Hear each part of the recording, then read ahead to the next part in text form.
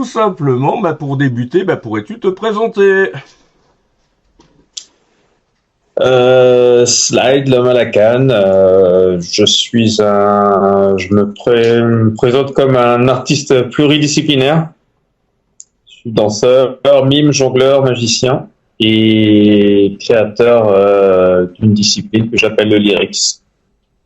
Voilà, donc ça fait à peu près 25 ans que je suis artiste et puis voilà, suite à un accident de la route, je me suis retrouvé voilà, immobilisé, puis j'ai dû me recréer et puis j'ai eu l'idée d'utiliser une canne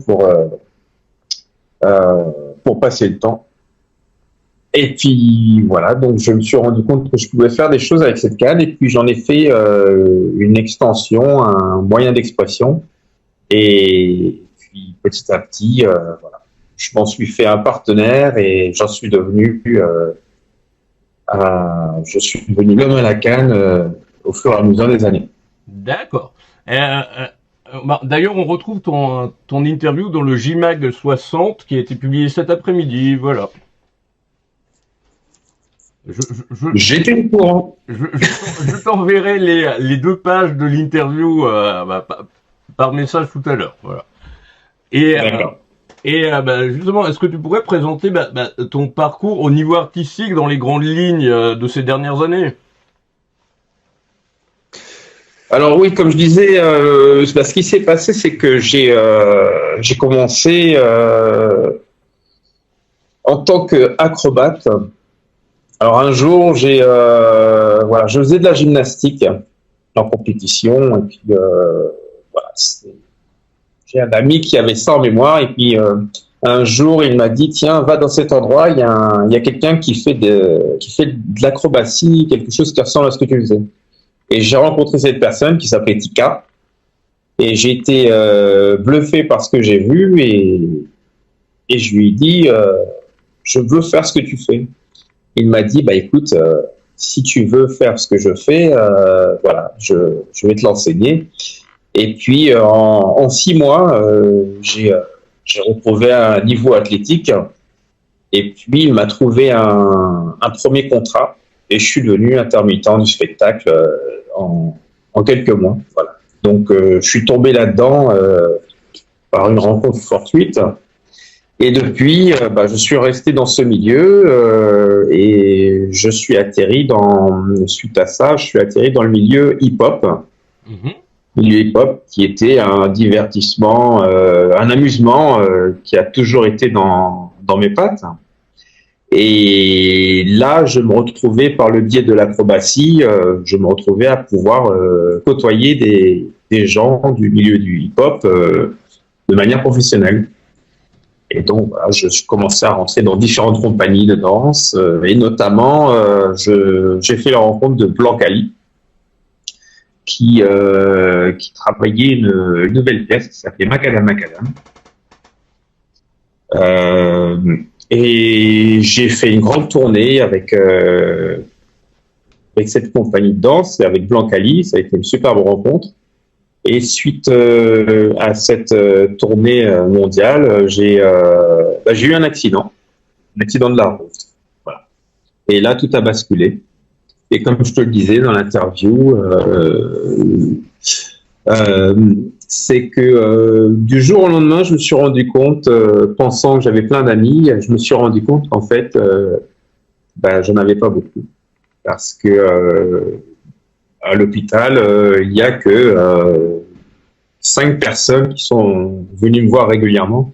Et c'était des personnes qui étaient totalement en dehors du milieu artistique. Voilà. Donc, me retrouvant bloqué dans cette situation, les chirurgiens qui disaient que je n'allais plus pratiquer, il fallait que j'oublie ce milieu-là. Eh j'avais une idée très pauvre en tête. J'étais vraiment accablé. Oui. Et puis je me suis dit, voilà, je vais m'essayer à quelque chose que j'ai vu quand j'avais 12 ans, une amie qui faisait la majorette.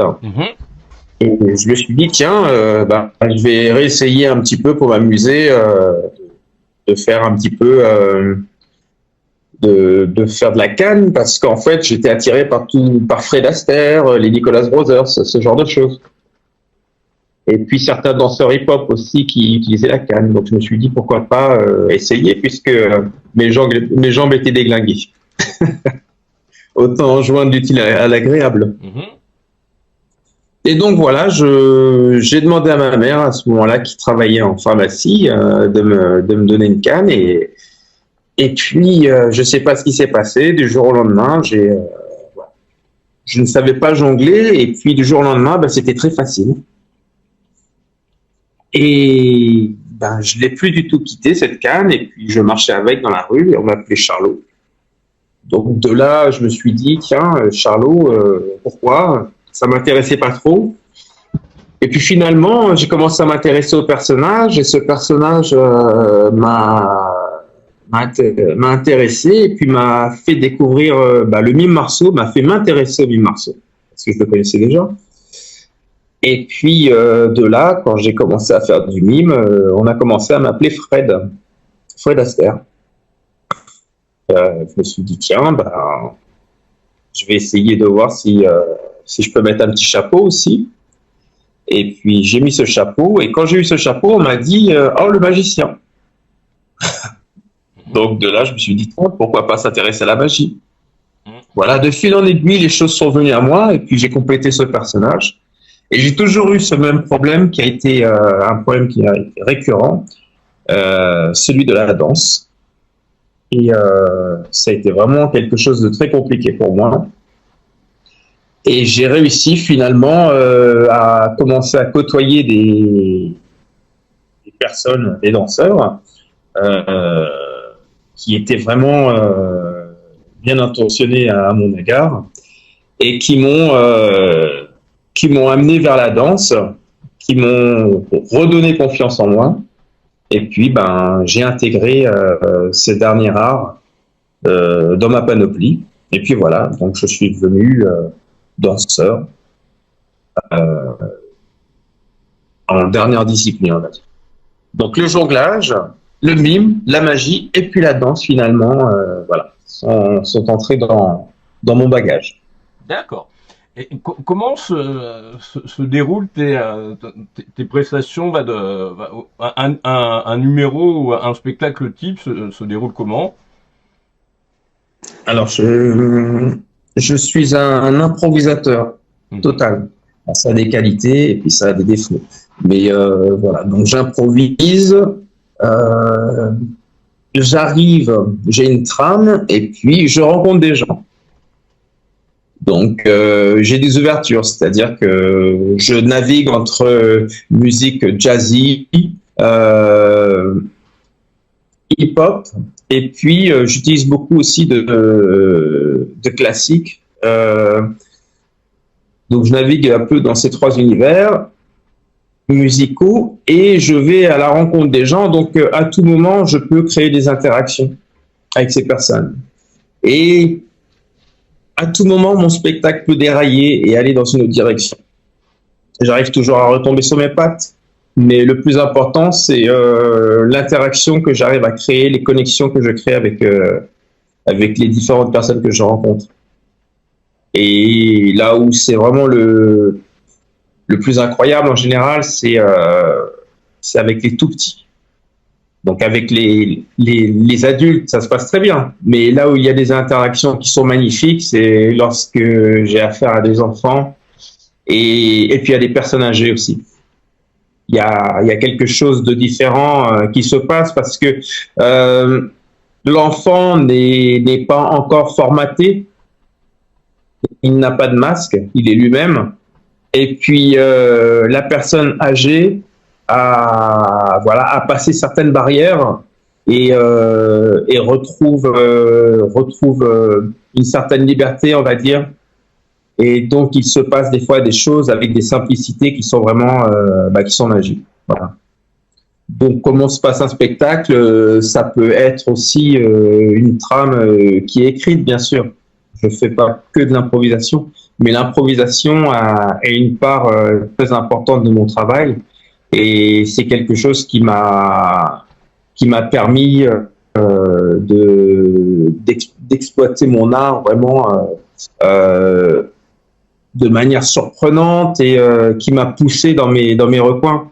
C'est vraiment quelque chose d'extraordinaire de pouvoir se dire tiens, je pars, je sais pas où je vais, mais voilà, je sais que je suis capable de faire quelque chose quoi qu'il advienne. D'accord. Quelles sont t'en as cité quelques-unes, mais quelles sont tes références, influences et sources d'inspiration justement pour créer? Alors, quand j'ai commencé à développer cette discipline, en fait, j'étais très attaché à tout ce qui est street.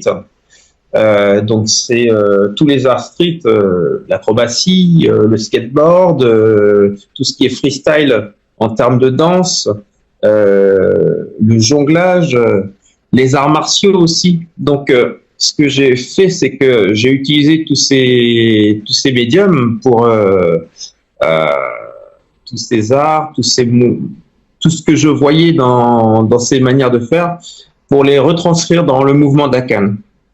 Donc ma canne devenait une balle de football. Donc, je jonglais avec, devenait un nunchaku. Ma canne était une ligne, était comment dire un repère qui m'a permis d'accrocher comme ça dans des sports, dans des arts différents, d'accrocher des éléments et puis de pouvoir les transformer à ma manière. Et il y a ces éléments-là, et puis il y a aussi les personnes que j'ai rencontrées, et puis que j'ai lues. Alors Chaplin, évidemment, je me suis intéressé à son travail. Fred Astaire, les Nicholas Brothers, et puis il y a des personnes aussi qui m'ont marqué, comme Roland Petit. C'est une personne avec qui j'ai eu la chance de rencontrer ce monsieur qui m'a fait voir la scène ou aussi même mon évolution personnelle par rapport à ma manière de danser, d'interpréter, d'interagir avec les musiciens. C'est une personne qui m'a fortement inspiré. Et puis, aussi, par le biais de Roland Petit, j'ai eu la chance de rencontrer aussi, de rencontrer sa femme, donc Zizi Jeanmer. Et donc, ça aussi, ça a été une personne qui m'a fortement influencé par des mots, c'est surtout par rapport à la sensation, le ressenti, hein, des choses qui sont très simples. Comment accepter la musique, comment ressentir la musique et comment l'interpréter. Donc après, mes influences, elles sont riches et variées. Ce sont des rencontres.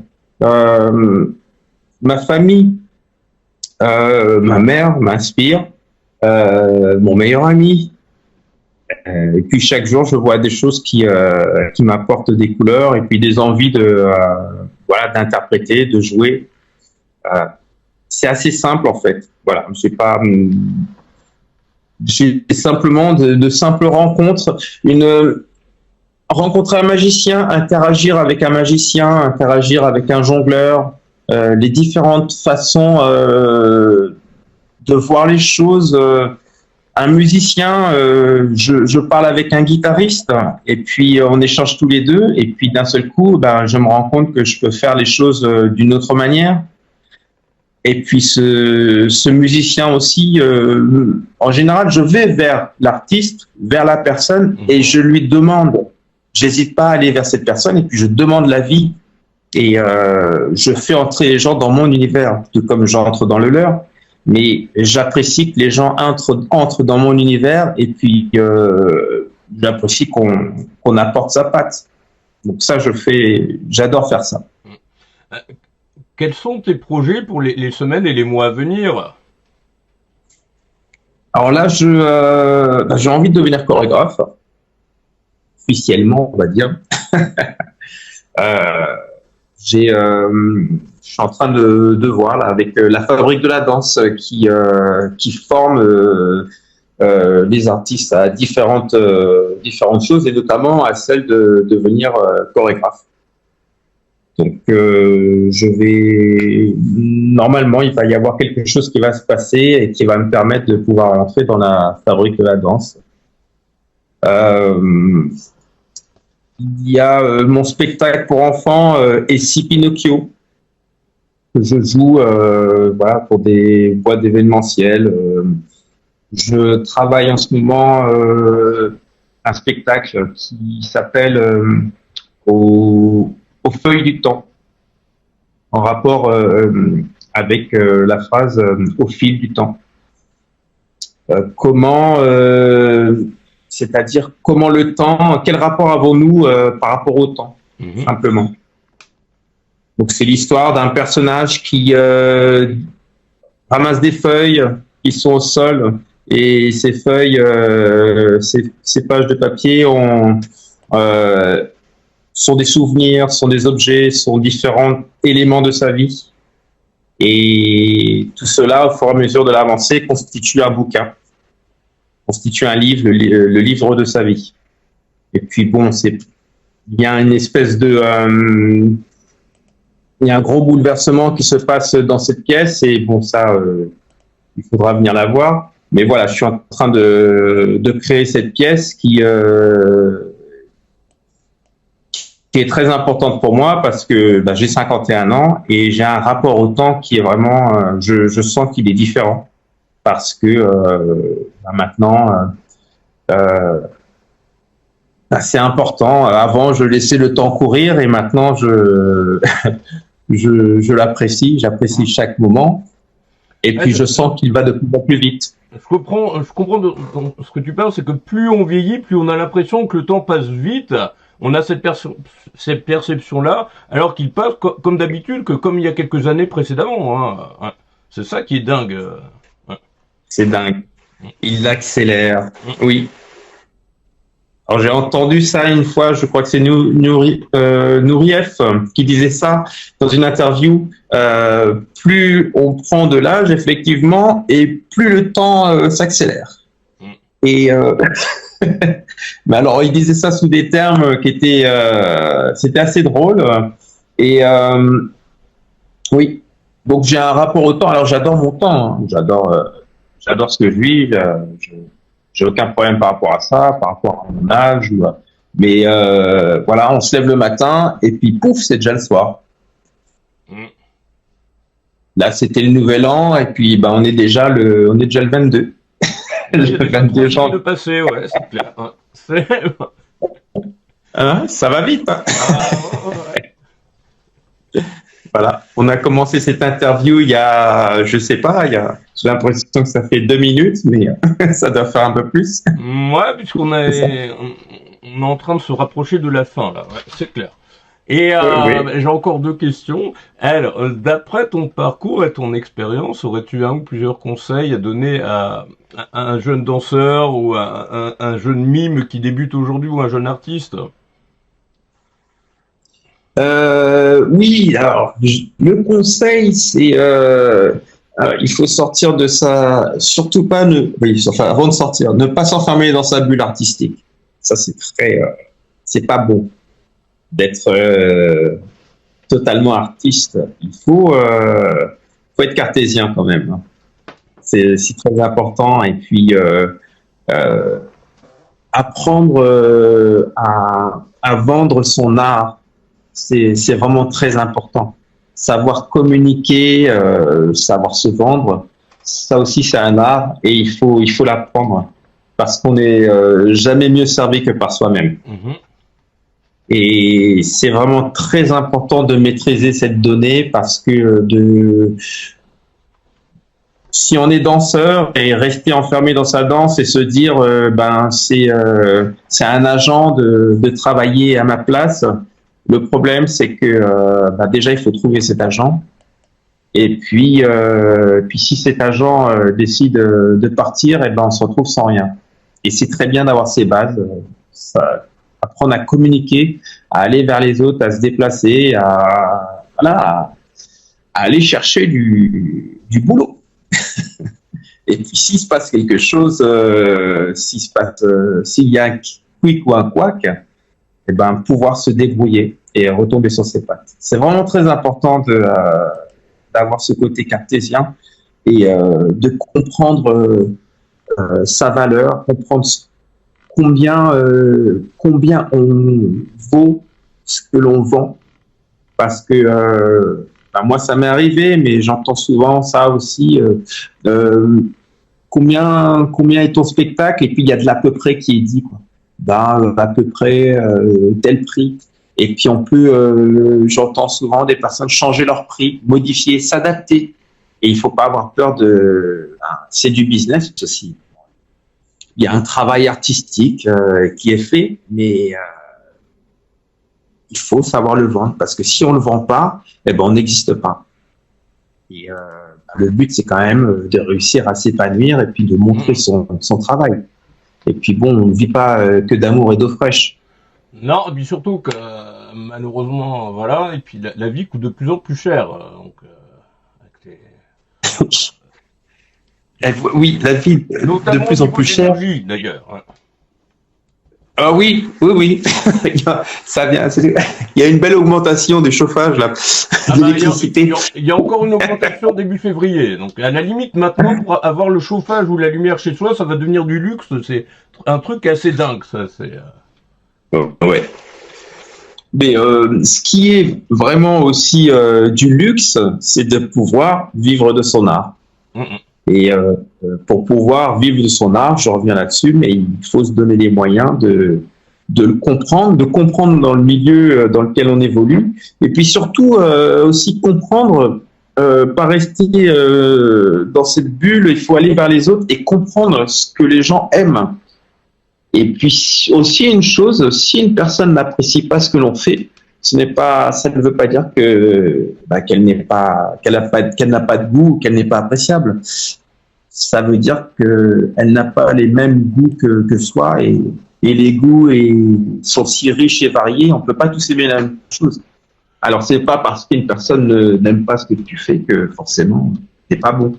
Oui, mais après, ça dépend des gens. C'est comme une peinture, une sculpture ou une musique. Ça va plaire à une personne et pas forcément à celle qui est juste à côté. Donc après, c'est très variable. Donc, voilà. Ça peut plaire à certains et pas à d'autres. Donc ça, c'est dans tous les domaines artistiques à peu près. Ouais. Il faut réussir à prendre du recul par rapport à ça, oui. C'est oui. Essayer de c'est ce conseil simplement, c'est vivre pleinement.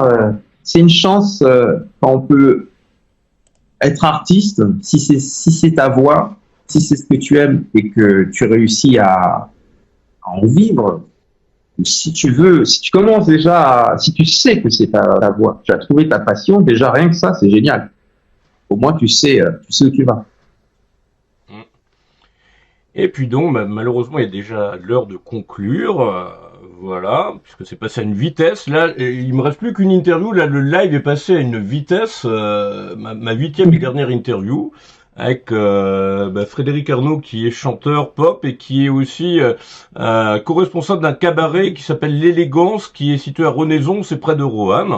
Alors, justement, toi, pour conclure, aurais-tu un ou plusieurs messages à transmettre à ceux qui nous regardent, ceux qui regarderont le replay et ceux qui liront les meilleurs moments dans un prochain JMag à venir, pour leur donner envie de te découvrir ou de te redécouvrir?